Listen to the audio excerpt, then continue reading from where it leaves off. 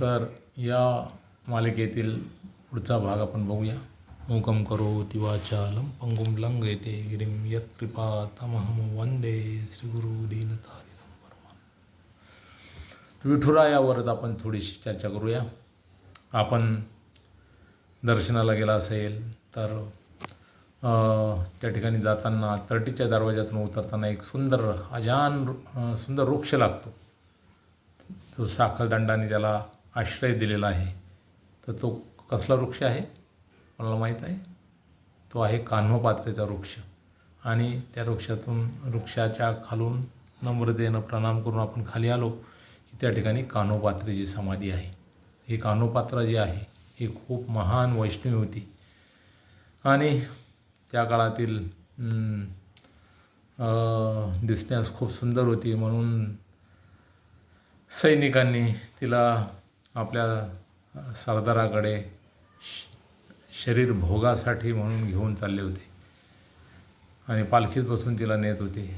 परंतु ही जी कान्होपात्र होती तिनं आपलं सर्वस्व विठुरायाच्या चरणी अर्पण केलेलं होतं आणि परंतु ही त्याला विरोध करू शकत नव्हती आणि ती निघाली. आणि जसं विठ्ठलाच्या मंदिराजवळ आल्यावर तिनं विनंती केली की मला विठुरायाचं दर्शन घ्यायचं आहे. तर मालकीन हुकूम ऐकला पाहिजे म्हणून सगळ्यांनी तिला पालखीतून उतरवलं.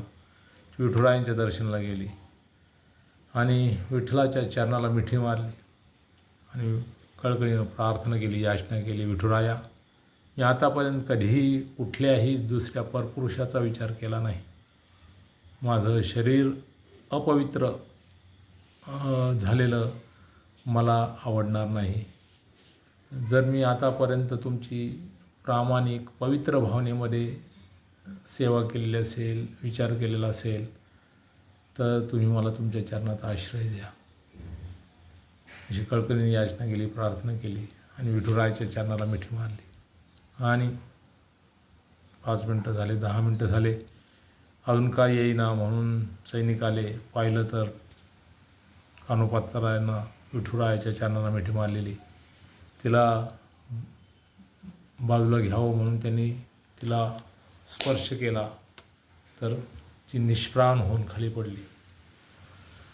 तर या ठिकाणी आपण बघू शकतो की हे विठ्ठल जे आहेत, विठ्ठलांनी तिची प्रार्थना जी आहे, तिची याचना आहे ही स्वीकारली होती आणि तिला आपल्या चरणी आश्रय प्रदान केलेला होता.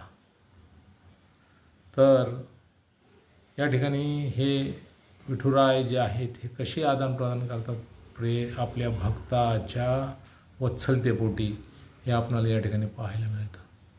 तर अशी सुंदर कान्होपात्रेची कथा आहे. हरे कृष्णा, जय हरी विठ्ठल.